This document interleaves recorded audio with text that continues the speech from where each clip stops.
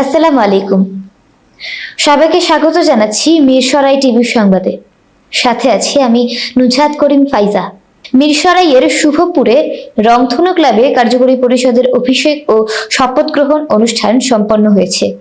শুক্রবার 17 জানুয়ারি সন্ধ্যার পর ক্লাবের সভাপতি আব্দুল্লাহ আল হানিফের সভাপতিত্বে উদাহরণ ক্লাবের উচ্চ পরিষদের সদস্য মাকসুদুল আলম শাহিন ও নিশিতা ভৌমিকের যৌথ সঞ্চালনায় প্রধান অতিথির বক্তব্য রাখেন মিরসরাই উপজেলা বিএনপি সদস্য সচিব গাজী নিজামউদ্দিন।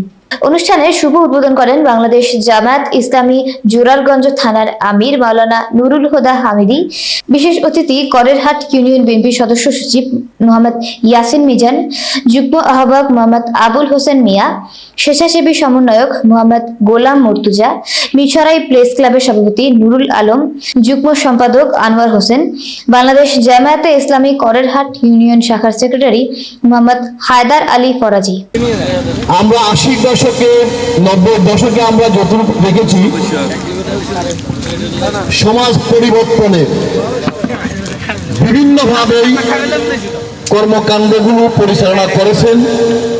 বিভিন্ন ইউনিয়নে বিভিন্ন হাট বাজারে গড়ে ওঠা তখনকার বিভিন্ন সামাজিক সংগঠনগুলো।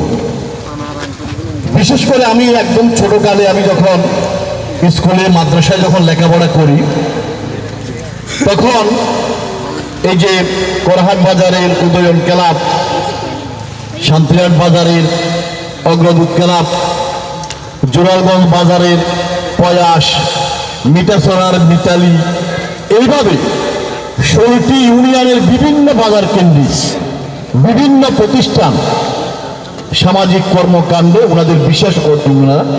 আমি এবং শ্রোতাদেরকে আমার পক্ষ থেকে আন্তরিক মোবারকবাদ জানাচ্ছি, আমার সংগঠনের পক্ষ থেকে আন্তরিক মোবারকবাদ জানাচ্ছি।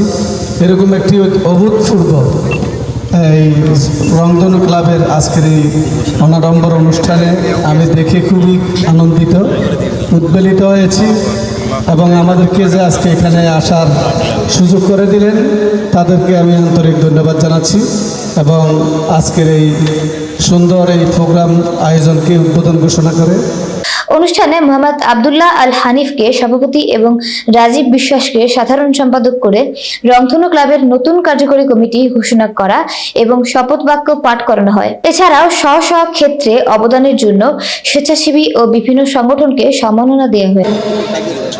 ছোট্ট একটি ঘর দিয়ে অফিস কক্ষ দিয়ে যাত্রা শুরু করেছে, ক্রমান্বয়ে বিভিন্ন সমাজে মানবিক কাজে অবদান রাখার সর্বোচ্চ চেষ্টা করেছে।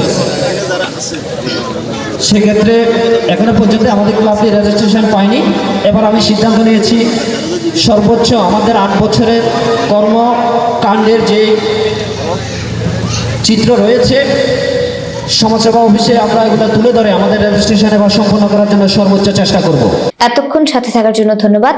আমাদের পরবর্তী আপডেট পেতে ফেসবুক পেজ ও ইউটিউব চ্যানেলে লাইক ও ফলো দিয়ে সাথেই থাকুন।